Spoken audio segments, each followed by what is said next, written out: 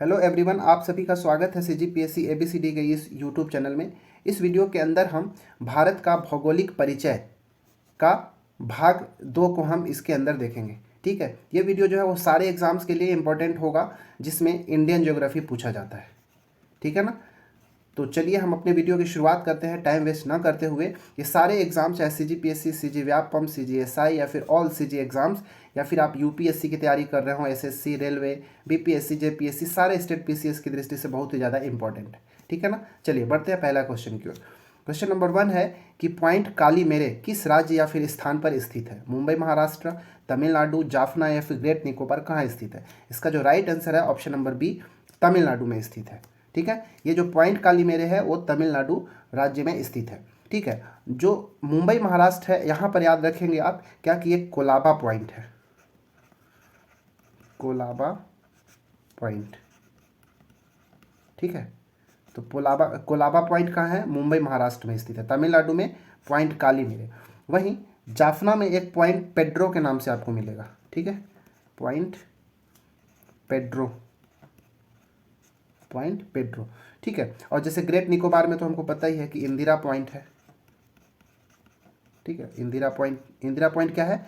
तो भारत का सबसे दक्षिणतम बिंदु, मैं पहले की वीडियो में बता चुका हूं कि भारत का सबसे दक्षिणतम बिंदु क्या है? इंदिरा पॉइंट है। इस पॉइंट का पुराना नाम क्या था आप बता सकते हैं क्या? तो ये था पिग्मेलियन पॉइंट। ठीक है ना, पिग्मेलियन पॉइंट। ठीक है, चलिए बढ़ते हैं प्रश्न क्रमांक 2 में। दूसरा प्रश्न है कि भारत और चीन के मध्य कौन सी अंतर्राष्ट्रीय सीमा रेखा स्थित है? बहुत अच्छा क्वेश्चन है, एग्जाम में बहुत बार देखने को मिलता है। रेड क्लिफ रेखा, डूरंड रेखा, मैकमोहन रेखा या फिर मन्नार की खाड़ी, ये कौन सा जो है जो भारत और चीन के बीच में विभाजन का कार्य करता है, हमको ये बताना है। ठीक है, तो इसका जो सही आंसर है ऑप्शन नंबर सी, मैकमोहन रेखा। ठीक है ना, जैसे आप देख सकते हैं ये पूरा जो ग्रीन में आप देख रहे हैं ये चाइना है। ठीक है, इधर से ये पूरा चाइना है और यहाँ पर हमारा अरुणाचल प्रदेश है। देखिए ये चाइना के साथ इधर बॉर्डर नहीं है। ठीक है ना, परंतु यहाँ पर जो मैकमोहन रेखा है, उस मैकमोहन रेखा जो है वो अरुणाचल प्रदेश और चीन के बीच में सीमा रेखा बनाता है। ठीक है, ये आप देख रहे होंगे यहाँ पे। ठीक है, ये जो है क्या है? अरुणाचल प्रदेश और चीन के मध्य बना खींचा गया एक रेखा है मैकमोहन रेखा। तो भारत और चीन के बीच में कौन सा अंतर्राष्ट्रीय सीमा रेखा है? तो मैकमोहन रेखा है, जो कि अरुणाचल प्रदेश में और चीन के बॉर्डर पे खींचा गया है। ठीक है, अच्छा रेड क्लिफ रेखा किसके किसके बीच में, क्या आपको पता है क्या? तो देखिए, अच्छा हाँ, एक चीज़ और याद रखिए कि जो मैकमोहन रेखा है ना, इसका निर्धारण 27 अप्रैल, ठीक है याद रखिएगा डेट, 27 अप्रैल 1914 ईस्वी को किया गया था। ठीक है ना, मैकमोहन रेखा का निर्धारण 27 अप्रैल 1914 ईस्वी को किया गया था। ठीक है, अच्छा ये जो रेड क्लिफ रेखा है वो किसके किसके बीच में है? तो ये भारत और पाकिस्तान के बीच में है। ठीक है, भारत और पाकिस्तान के बीच में कौन सा रेखा है? रेड क्लिफ रेखा है। आप यहाँ पे देख रहे होंगे ये पाकिस्तान है, ठीक है, और ये भारत है। ये जो आप लाइन देख रहे हैं ना ये, ठीक है, ये जो है वो रेड क्लिफ रेखा है। रेड क्लिफ रेखा जो है इसका निर्धारण जो है 15 अगस्त 1947 को हमारा जब देश आज़ाद हुआ था उसी समय किया गया था। ठीक है ना, 15 अगस्त 1947 ईस्वी को इसका निर्धारण किया गया था सर रेड क्लिफ के द्वारा। उन्हीं के नाम पर इस लाइन को रेड क्लिफ रेखा रख दिया, जो कि 15 अगस्त 1947 को निर्धारित किया गया था। ये भारत और पाकिस्तान के बीच में। जो डुरंड रेखा है ना ये भारत और अफगानिस्तान के बीच में। ठीक है ना, याद रखिएगा, भारत और अफगानिस्तान के बीच में कौन सा है? डुरंड रेखा। देखिए अभी नहीं है, ठीक है, मैं अभी पहले एक बार समझाता हूं कि जो डुरंड रेखा है भारत और अफगानिस्तान के बीच में था, लेकिन कब? विभाजन से पूर्व, मतलब 15 अगस्त से पूर्व ये भारत और अफगानिस्तान के बीच में था। परंतु अब जो ये डुरंड रेखा है वो किसके किसके मध्य है? तो ये है भारत और पाकिस्तान और अफगानिस्तान के बीच में हो गया। ठीक है ना, यहाँ पे आपको इस चीज़ को भी ध्यान रखना है कि वर्तमान में ये पाकिस्तान और अफगानिस्तान के बीच में है। ठीक है, कौन सा? डुरंड रेखा। और डुरंड रेखा जो है विभाजन से पूर्व भारत और अफगानिस्तान के बीच में है था, ठीक है ना। परंतु वर्तमान में जो है वो पाकिस्तान और अफगानिस्तान के बीच में हो गया। और इस डूरंड रेखा का निर्धारण जो है 12 नवंबर 1893 को किया गया था। मैं यहाँ पे लिखता हूँ 12 नवंबर सन 1893 ईस्वी को किया गया था। ठीक है, तो ये था। अच्छा, ये मन्नार की खाड़ी कहाँ आप देख सकते हैं क्या? मन्नार की खाड़ी आपको यहाँ पे कहीं देखने को, ये पूरा जो आप देख रहे हैं ना, ये मन्नार की खाड़ी है।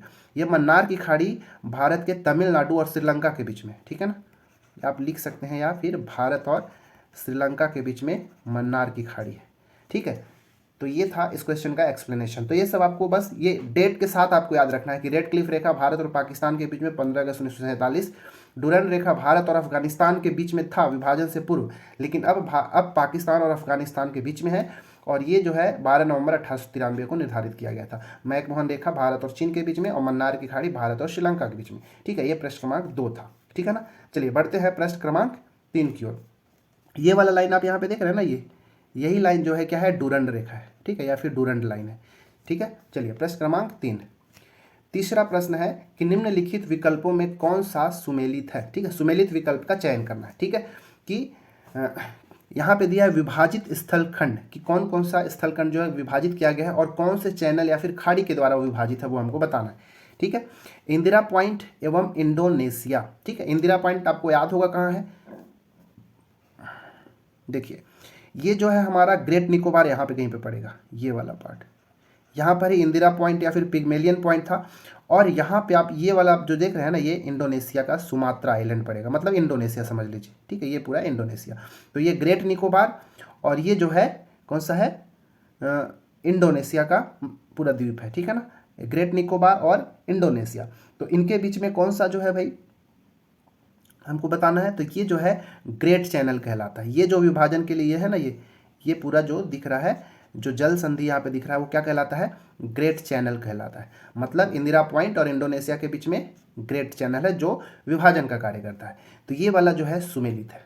ठीक है, पहला सुमेलित है। दूसरा अंडमान, लघु अंडमान एवं कार निकोबार। ठीक है, इसके बीच में क्या 8 डिग्री चैनल है क्या? जी नहीं। ठीक है, देखिए अब लघु अंडमान और कार निकोबार आपको पहचानना पड़ेगा।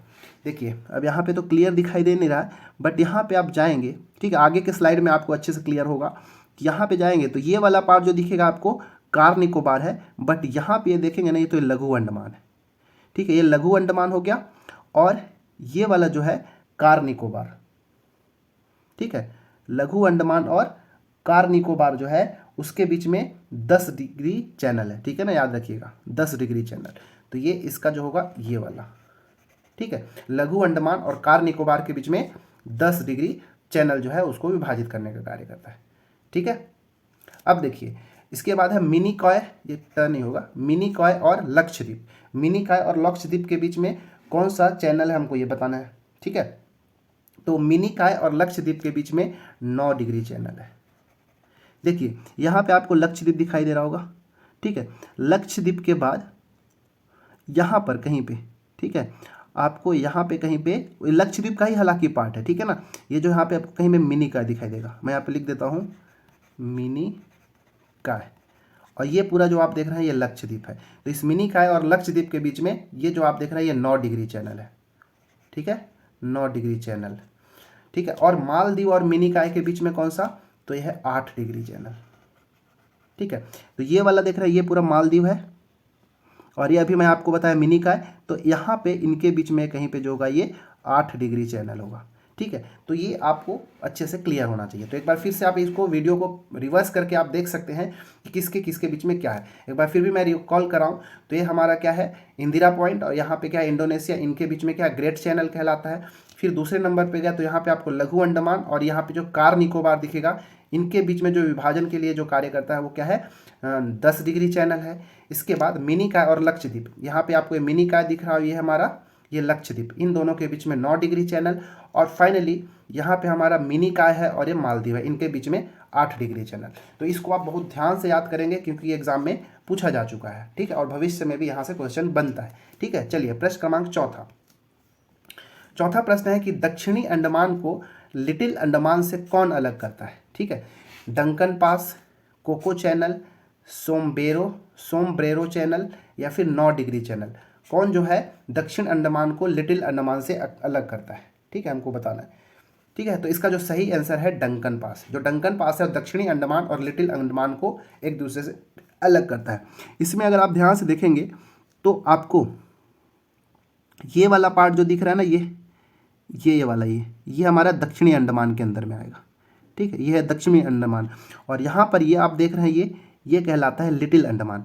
तो इस दक्षिण अंडमान और ये लिटिल अंडमान है, इनके बीच में आपको ये वाला जो पार्ट मिलेगा, जो खाली जगह जो कि पानी से भरा होगा, ये कहलाता है डंकन पास। ठीक है, तो ये डंकन पास ही ये दक्षिणी अंडमान और लिटिल अंडमान को विभाजित करने का कार्य करता है। ठीक है ना। अच्छा, जो कोको चैनल है ये किसको विभाजित करेगा? तो कोको चैनल कहीं आपको यहाँ पे दिखाई देने को मिलेगा, कोको चैनल। ये कोको चैनल जो है ये म्यांमार का एक कोको द्वीप है। ठीक है, मैं यहाँ पे लिखता हूँ कोको द्वीप, ये किसका है? म्यांमार का है। और भारत का अगर देखेंगे तो उत्तरी अंडमान, ये वाला पार्ट आप देख रहे हैं ना, ये उत्तरी अंडमान है। ठीक है, इसके ऊपर साइड इधर कहीं पे आपको मिलेगा क्या? कोको द्वीप, और भारत का उत्तरी अंडमान है। ठीक है, इन दोनों को सेपरेट करने का कार्य किसका होता है? कोको चैनल जो है, ये कोको द्वीप जो कि म्यांमार का हिस्से में आता है, और ये उत्तरी अंडमान, इन दोनों के बीच में कोको चैनल होता है। अच्छा, सोमब्रेरो चैनल किसके बीच में है? तो सोमब्रेरो चैनल आपको यहाँ पे दिखाई देगा, ये देखिए। ठीक है, यहाँ पे निकोबार द्वीप का बहुत सारे छोटे छोटे आपको द्वीप दिखाई देंगे। तो ये है एक तो कैचल द्वीप है, फिर यहाँ पे जाएंगे तो नॉन कावेरी द्वीप है। ये दोनों द्वीप के बाद यहाँ पे आपको सोमब्रेरो का चैनल दिखाई देगा, जो कि आपको ये कैचल और नॉन कावेरी द्वीप है, उसको यहाँ पे आपको दिखाएगा little Andaman, sorry little Nicobar. ठीक है ना, ये जो है आपको दिखाई दे रहा है, ये लिटिल निकोबार कहलाता है। तो इन दोनों को विभाजित करने का कार्य किसको होता है? सोमब्रेरो चैनल का। तो मैं आप लिख देता हूँ कैचल द्वीप, ठीक है, एक नॉन कावेरी भी आप लिख सकते हैं, और लिटिल निकोबार द्वीप। ठीक है, इन दोनों को अलग करने का कार्य किसका होता है? सोमब्रेरो चैनल का होता है। और 9 डिग्री चैनल तो आपको बता ही दिया कि ये लक्षद्वीप और मिनिकॉय को अलग करता है, लक्षद्वीप और मिनिकॉय को। ठीक है, यहाँ पे भी देखिए, यहाँ पे हमको ये क्या मिल रहा है? लिटिल अंडमान मतलब लघु अंडमान, और यहाँ पे ये पूरा कार निकोबार द्वीप समूह के अंदर आएगा। तो इन दोनों के बीच में 10 डिग्री चैनल है। ठीक है, तो 10 डिग्री चैनल किसमें? लघु अंडमान और कार निकोबार द्वीप समूह के अंदर में आता है। ठीक है, तो ये सारे जो चैनल है जो विभाजक का कार्य कर रहे हैं, दो स्थानों का, दो द्वीपों का, उन सबको आप एक जगह कहीं पर भी नोट डाउन करते चलना है, क्योंकि बहुत ही ज़्यादा इंपॉर्टेंट है, किसी भी एग्जाम में पूछ दिया जाता है। ठीक है, और ये बहुत भूलने वाली चीज़ है, तो आपको याद रहना चाहिए। ठीक है ना। चलिए, प्रश्न क्रमांक 5वां प्रश्न है कि अंडमान और निकोबार द्वीप समूहों के निम्नलिखित पर्वत शिखरों में सबसे ऊंची चोटी कौन सी है? ठीक है ना, ये जो यहाँ पे पर्वत शिखरों का नाम लिखा हूँ, ये अंडमान और निकोबार सबका मिला जुला के दिया है। ठीक है ना, तो आपको बस ये बताना है कि इसमें से चारों में से कौन सी जो चोटी है सबसे ऊंची है? माउंट कोयोबो, या फिर माउंट थूलियर, सैडल पीक, या फिर माउंट हैरियट, क्या है? तो इसका अगर मैं हाइट को अगर मैं लिख दूं तो देखिए, जो माउंट कोयोबो है इसका हाइट जो है 460 मीटर है।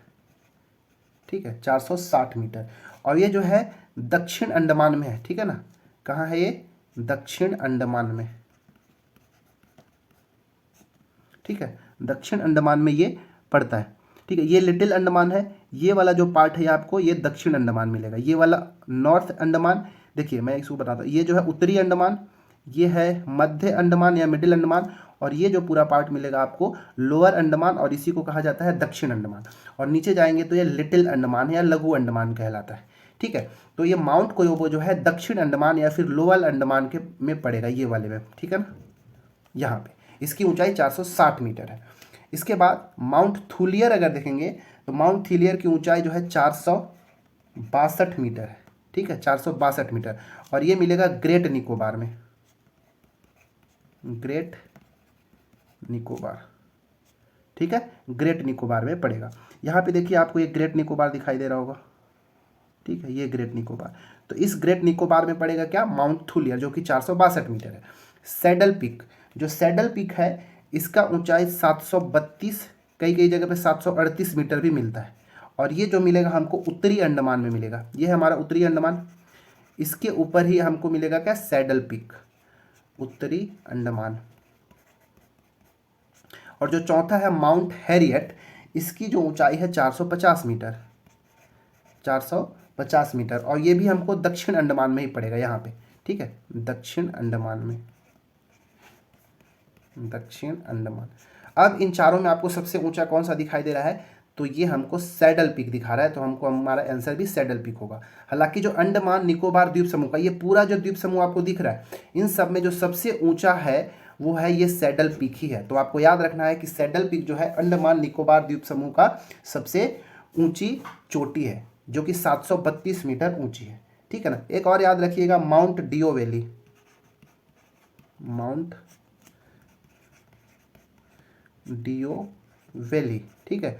माउंट डियो वैली की जो ऊंचाई है 515 मीटर का है, 515 मीटर का, और ये जो है मध्य अंडमान में पड़ेगा, मध्य अंडमान, ठीक है। मध्य अंडमान आपको दिखाई दे रहा है क्या, ये वाला पार्ट, ठीक है, ये जो है मध्य अंडमान है, ठीक है। तो ये सबको भी आपको ध्यान से देखना है, ठीक है। एटलीस्ट अगर ये नहीं याद होता है तो कम से कम सबसे जो ऊंची चोटी है उसको याद रखिए, और ये जो माउंट जो है, पर्वत जो है, ये कहाँ पे है, ये आपको पोजीशन याद रखना है, ठीक है। क्योंकि ये स्टेट पीसीएस के अंदर तो शायद चांस इसका कम है, परंतु जब आप सेंट्रल गवर्नमेंट का एग्जाम देते हैं, एसएससी का, ठीक है, रेलवे का, तब यहाँ से भी ये सब जो है बहुत ज़्यादा इंपॉर्टेंट हो जाता है, ठीक है ना। चलिए प्रश्न क्रमांक 6, छठवां प्रश्न है कि नेपाल, भूटान एवं चीन तीनों देशों की सीमाओं से मिलने वाला एकमात्र राज्य कौन सा है। ऐसा कौन सा राज्य है जो नेपाल, भूटान और चीन तीनों से लगता है। पश्चिम बंगाल, सिक्किम, अरुणाचल प्रदेश या असम, क्या है इसका आंसर।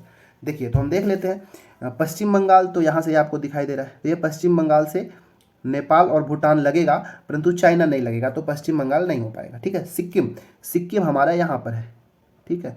और इस सिक्किम से अगर इधर देखेंगे तो नेपाल भी लगा हुआ है, इधर भूटान भी लगा हुआ है, और इधर चाइना भी लगा हुआ है। तो हमारा जो सही आंसर होगा option number B, Sikkim.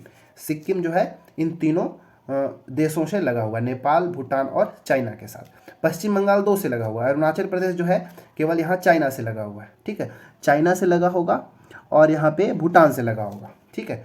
Assam यहाँ पे चले जाइए, असम जो है ये केवल आपको बांग्लादेश से लगा हुआ नजर आएगा, ठीक है, सॉरी बांग्लादेश, और यहाँ पे लिख देता हूँ मैं, ठीक है। असम जो है ये आपको पोजीशन पता होना चाहिए बहुत अच्छे से, ठीक है। बांग्लादेश यहाँ पे दिख रहा है, और साथ ही साथ ये थोड़ा सा भूटान के साथ भी लगेगा, ठीक है। देखिए यहाँ पे ये है जो येलो कलर का, ये क्या है, असम है, और ये भूटान है, तो बांग्लादेश और भूटान दोनों के साथ लगेगा। अरुणाचल प्रदेश देखेंगे तो ये भूटान और चीन के साथ लगेगा, भूटान और चीन के साथ लगेगा। सिक्किम तो तीनों के साथ लग लिया, ये बांग्लादेश, नेपाल और भूटान 2 से लगा, ठीक है। पश्चिम बंगाल किससे, भूटान और नेपाल से बस, ठीक है। तो कौन से देश से कौन कौन से राज्य लगे हैं ये भी आपको पता होना चाहिए, ठीक है ना। प्रश्न क्रमांक 7, सातवां प्रश्न है कि भारत में शीर्ष 5 तटीय रेखा वाले राज्यों का सही घटते क्रम है, ठीक है। तटीय राज्य मतलब जो समुद्र के किनारे लगे हुए हैं, ठीक है ना, जो समुद्र के किनारे ऐसे लगे हुए हैं, ठीक है। तो ऐसा है, तो इसमें से कौन से, पहली बात तो यहाँ पे जितने भी 5 राज्यों का नाम दिया है वो क्या है, सभी तटीय रेखा वाले हैं, परंतु इसमें सबसे अधिक कौन और उससे कम कौन लगा हमको ये बताना है, घटते क्रम में बताना है, ठीक है। तो देखिए सबसे अधिक जो लगता है वो गुजरात, ठीक है। गुजरात का जो तटीय रेखा है सबसे अधिक है, तो पहले नंबर पे गुजरात होगा। दूसरे नंबर पे यहाँ पे आंध्र प्रदेश आ जाता है, ठीक है, तो ये आंध्र प्रदेश हो जाएगा। तीसरे नंबर पे तमिलनाडु, यहाँ नीचे साइड। चौथे नंबर पे आता है महाराष्ट्र यहाँ पर, और 5वें नंबर पे आता है केरल यहाँ पे। तो ये चौथा जो सीक्वेंस दिया है बिल्कुल सही है, गुजरात सबसे अधिक, आंध्र प्रदेश दूसरे नंबर पे, तमिलनाडु तीसरे नंबर पे, महाराष्ट्र चौथा, और केरल जो है 5वां। ये सीक्वेंस से आपको याद रखना चाहिए, ठीक है, क्योंकि एग्जाम में पूछा जाता है, ठीक है। चलिए प्रश्न क्रमांक 8, 8वां प्रश्न है कि बैरन द्वीप की स्थिति निम्नलिखित में से कहाँ है, ठीक है। ये पोजीशन को आप देखिए, उत्तरी अंडमान के पूर्व में, मध्य अंडमान के पूर्व में, लिटिल अंडमान के पश्चिम में, या फिर ग्रेट निकोबार के पूर्व में। ये सही पोजीशन बताना है कि बैरन द्वीप क्या है। देखिए हमारे भारत के अधीन बोल सकते हो कि भारत के देश के लिए 2 महत्वपूर्ण द्वीप हैं, ठीक है। एक याद रखिएगा बैरन द्वीप, द्वीप तो बहुत सारे हैं, लेकिन 2 द्वीप आपको याद रखना है, बैरन द्वीप और एक नारकोंडम द्वीप,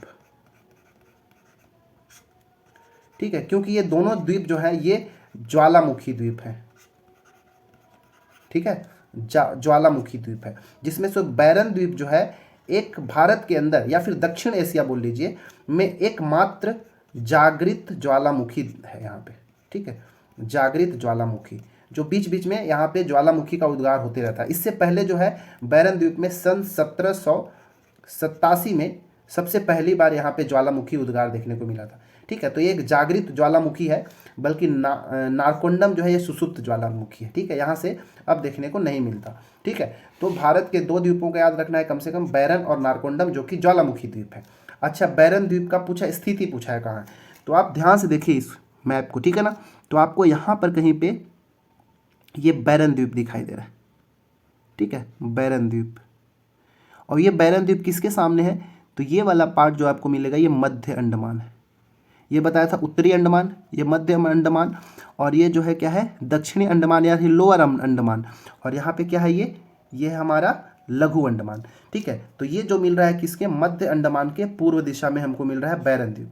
ठीक है, तो हमारा जो ऑप्शन नंबर बी जो होगा ये सही होगा। ठीक है, कि मध्य अंडमान के पूर्व दिशा में क्या होगा, हमारा बैरन द्वीप है। और बैरन द्वीप कैसा है, एक जागृत ज्वालामुखी द्वीप है। ठीक है, यहाँ पे इस द्वीप के ऊपर एक जागृत ज्वालामुखी है। अच्छा देखिए, यहाँ पे आपको नारकोंडम यहाँ पे दिखाई देगा।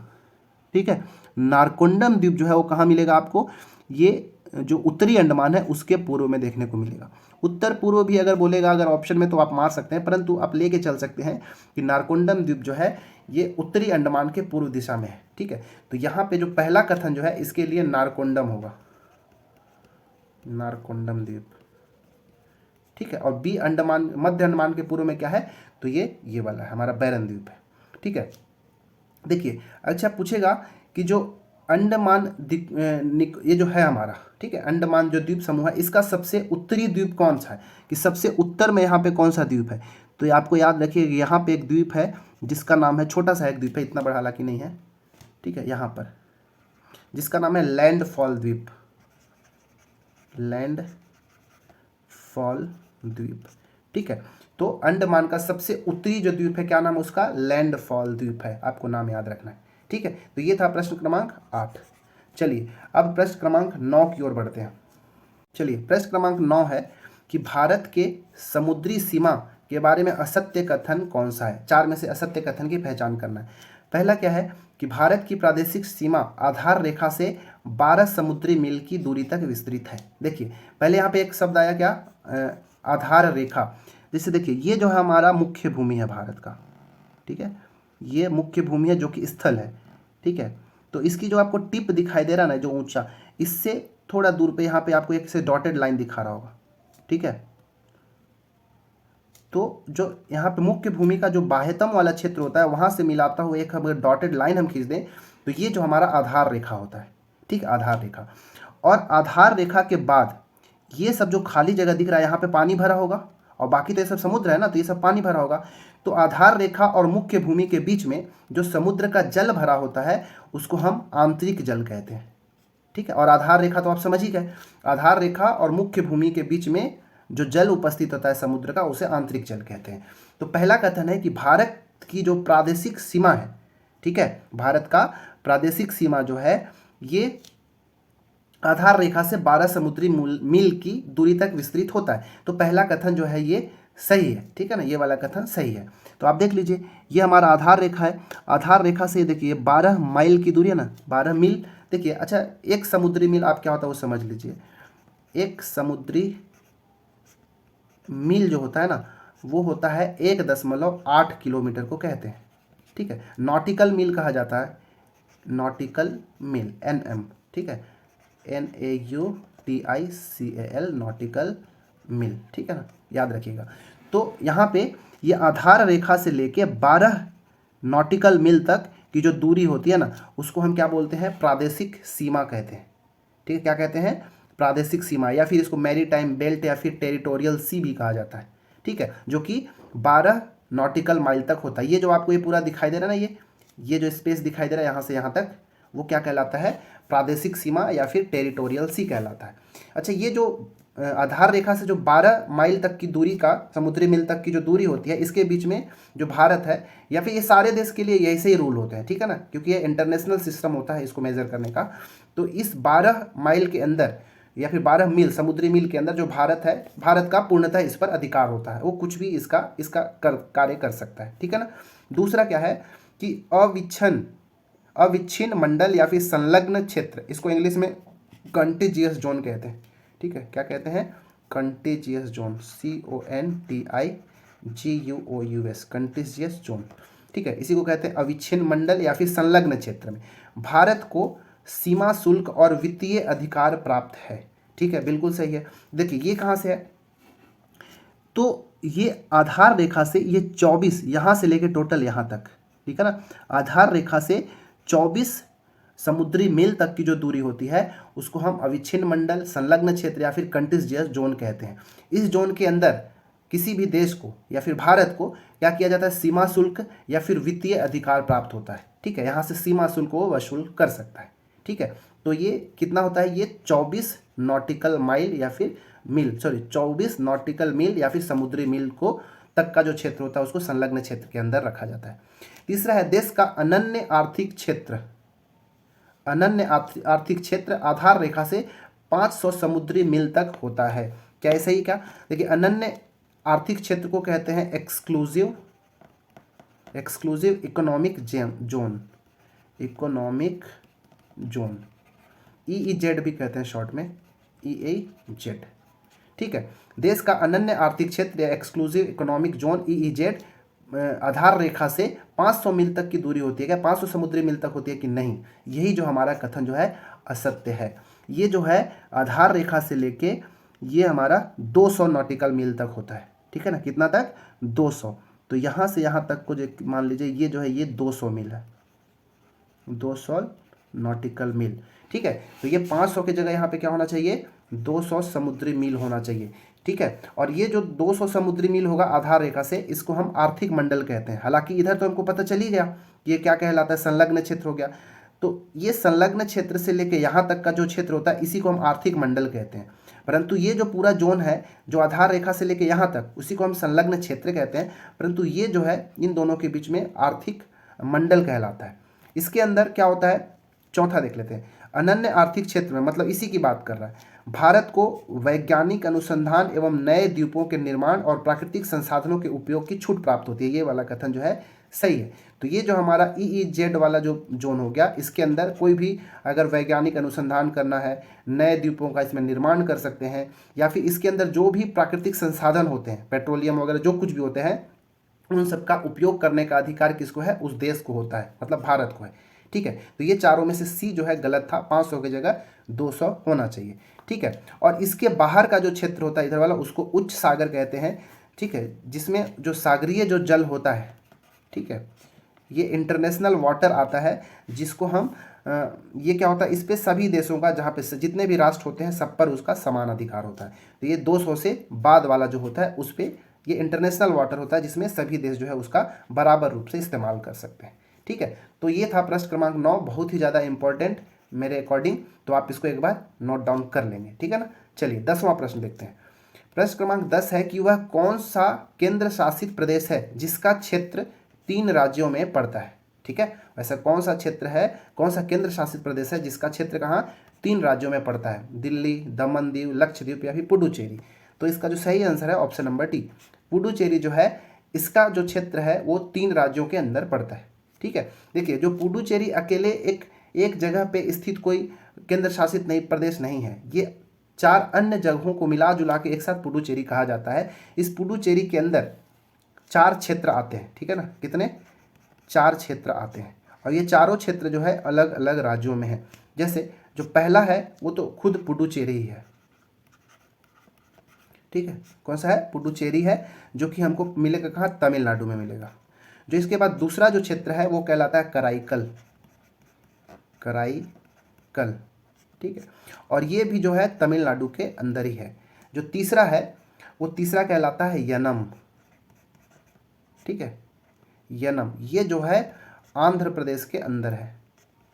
और जो चौथा है वो है माहे, ठीक है, जो कि केरल में पड़ता है, ठीक है। इन चारों क्षेत्रों से मिल के ही पुडुचेरी का निर्माण करता है, जो कि 3 अलग अलग राज्यों में है, ठीक है, तमिलनाडु में, दो ठो हो गया, पुदुचेरी कराईकल, आंध्र प्रदेश में यनम और केरल में माहे। इस प्रकार जो आंसर होगा इसका ऑप्शन नंबर डी होगा। देखिए जो पुडुचेरी है इसका ये पहले फ्रांस के अधीन था, इस चीज़ को आपको याद रखना है, ठीक है। ये पहले किसके, फ्रांस के अधीन था, परंतु 1 नवंबर 1954, ठीक है, 1 नवंबर 1954 को ये भारत में सम्मिलित कर लिया गया था, ठीक है। चलिए, ये था 10वां। प्रश्न क्रमांक 11वां देखते हैं।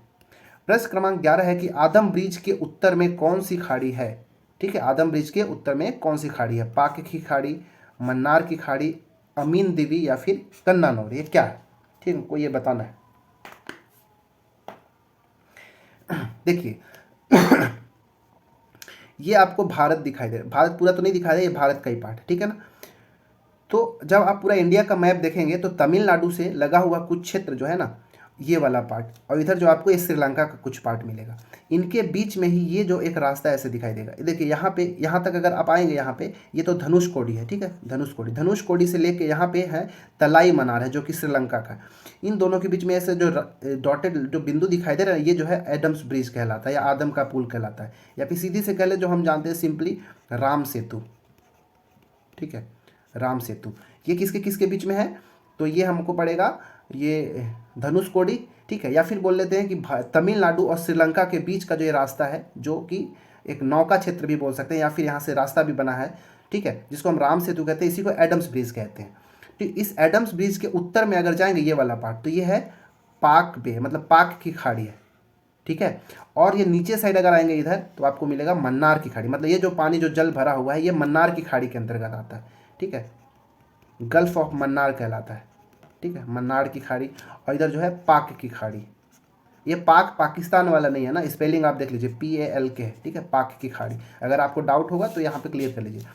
तो ये जो है एडम्स ब्रिज, इसके उत्तर में इधर क्या है हमारा, पाक की खाड़ी है, और इसका जो दक्षिण है नीचे उसमें क्या है, मन्नार की खाड़ी है। तो ये उत्तर में है, तो उत्तर में ही तो पूछा है, तो इसका सही आंसर ऑप्शन नंबर ए होगा। मन्नार की खाड़ी कहाँ है, दक्षिण में, ठीक है।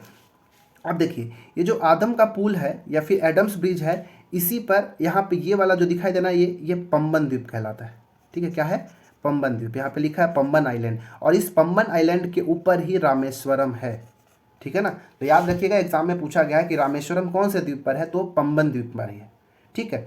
और आपको ये तो ये वाला इतना पता चलेगा कि उत्तर में पाक की खाड़ी, नीचे में मन्नार की खाड़ी हो गया, ठीक है। अच्छा, ये अमीन दिवी और कन्नानौर क्या है। देखिए जब भारत का नक्शा देखेंगे तो हमने देखा था कि ये अगर भारत का नक्शा ऐसे है तो यहाँ पे हमको क्या मिलेगा, लक्षद्वीप मिलेगा, ठीक है, लक्षद्वीप जो कि अरब सागर के अंदर पड़ेगा, ठीक है, अरब सागर में लक्षद्वीप। तो लक्षद्वीप की बहुत सारे द्वीप समूहों का द्वीपों का एक समूह है, इसलिए इसको लक्षद्वीप कहा जाता है। यहाँ से इसके बीचों बीच से ना 11 डिग्री चैनल पास होता है, ठीक है ना, कितना, 11 डिग्री चैनल। तो इस 11 डिग्री चैनल से इस लक्षद्वीप को 2 भागों में बांटा जाता है, ठीक है। तो जो उत्तर वाला भाग है इसको अमीन दीवी कहा जाता है, और जो दक्षिण वाला भाग है इसको हम कन्नानौर कहते हैं, ठीक है। क्लियर हो गया कि क्या बोला कि जो लक्षद्वीप है उसको 11 डिग्री चैनल से 2 भागों में विभाजित किया जाता है। विभाजित करने के बाद जो उत्तरी भाग होता है उसको अमीन दीवी, और जो दक्षिणी भाग होता है उसको कन्नानौर कहा जाता है, ठीक है। इतना चीज़ आपको पता होना चाहिए था, ठीक है। तो ये था प्रश्न क्रमांक 11। अब देखते हैं प्रश्न क्रमांक 12। 12वां प्रश्न है कि निम्नलिखित विकल्पों में असुमेलित कौन सा है, ठीक है, असुमेलित की पहचान करना है। कोरी क्रीक भारत और पाकिस्तान के मध्य, ठीक है, बुच्चर द्वीप कर्नाटक तट के समीप, कलाम द्वीप ओडिशा तट के समीप, और सागर द्वीप पश्चिम बंगाल का एक द्वीप है। इसमें से कौन सा जो असुमेलित है, इसका जो सही आंसर है ऑप्शन नंबर बी, बुच्चर द्वीप। जो बुच्चर द्वीप है वो कर्नाटक के समीप नहीं है, बल्कि ये कर्नाटक के बजाय ये मुंबई के समीप है, ठीक है, मुंबई तट जो है, ठीक है, मुंबई तट के समीप स्थित है। कौन, बुच्चर आइलैंड या फिर बुच्चर द्वीप, ठीक है। ये जो कोरी क्रीक है ना, देखिए ये जो बुच्चर द्वीप है इसको ना जवाहर द्वीप भी कहा जाता है, ठीक है। यहाँ पे लिख देता हूँ कि बुच्चर द्वीप को जवाहर द्वीप के नाम से भी जाना जाता है। ये कोरी क्रीक जो है ये एक ज्वारीय क्रीक है, ठीक है। कोरी क्रीक क्या है, एक ज्वारीय क्रीक है, इसके बारे में यहाँ पे लिखता हूँ, ठीक है, जो कि ज्वार से मिलकर, ज्वारों से बना हुआ है, ज्वार से बना हुआ है, ज्वार के कारण, इसलिए एक तो ज्वारीय क्रीक है। और ये कच्छ का रण जो कि गुजरात में पड़ता है, ठीक है, कच्छ का रण कहाँ है, गुजरात में है। तो कच्छ के रण में उपस्थित एक दलदली भूमि है, ठीक है ना, दलदली भूमि है, जो कि भारत और पाकिस्तान के बीच में सीमा का निर्धारण करता है। ठीक है, तो ये कोरी क्रीक क्या है, गुजरात के अंदर है, जो कच्छ के रण में स्थित है, एक दलदली भूमि है जो भारत और पाकिस्तान के मध्य एक सीमा का निर्धारण करता है। ठीक है ना। यहाँ पे आए इसके बाद कलाम द्वीप। कलाम द्वीप उड़ीसा तट के समीप है, बिल्कुल सही है। इसका पुराना नाम व्हीलर द्वीप था। ठीक है, व्हीलर द्वीप। और जो मिसाइल वगैरह का जो प्रशिक्षण, जो यहाँ पे टेस्ट होता है ना, जो इसका निरीक्षण होता है मिसाइल का, या जो परीक्षण होता है, वो सब कहाँ, उड़ीसा तट में जो स्थित एक कलाम द्वीप है ना, जिसका पुराना नाम व्हीलर द्वीप था, यहीं पर होता है। ठीक है। और जो सागर द्वीप है वो पश्चिम बंगाल का एक द्वीप है, ये बिल्कुल सही है। ठीक है, ये पश्चिम बंगाल का एक महत्वपूर्ण द्वीप है जिसको सागर द्वीप कहा जाता है। एक और याद रखिएगा, कोको द्वीप। ठीक है, कोको द्वीप देखो कर्नाटक तट में पड़ेगा। ठीक है, कर्नाटक। इसका दूसरा नाम सेंट मेरी द्वीप भी कहा जाता है, सेंट मेरी द्वीप। ठीक है, एक तो याद रखिएगा और सालमेट द्वीप। ठीक है, ये एग्जाम में पूछा गया, सालमेट द्वीप। इस सालमेट द्वीप के ऊपर ही है जो कि ये महाराष्ट्र में। ठीक है ना, सालमेट द्वीप कहाँ है, महाराष्ट्र में पड़ेगा। और इस सालमेट द्वीप के ऊपर ही मुंबई है और ठाणे है। ठीक है ना, मुंबई और ठाणे दोनों जो है इस सालमेट द्वीप के ऊपर ही है। ठीक है, तो ये था आज का टोटल 12 महत्वपूर्ण क्वेश्चन, और इस 12 क्वेश्चनों के माध्यम से मैं 12 अलग अलग टाइप का जो क्वेश्चन है बनाने की कोशिश किया और इसको कंप्लीट कराया एक्सप्लेनेशन के माध्यम से। ठीक है, तो वीडियो अच्छा लगता है तो लाइक करें, सब्सक्राइब करें, दोस्तों के साथ शेयर भी करें। मिलते हैं अगले वीडियो में, तब तक अपना पढ़ाई जारी रखें। धन्यवाद।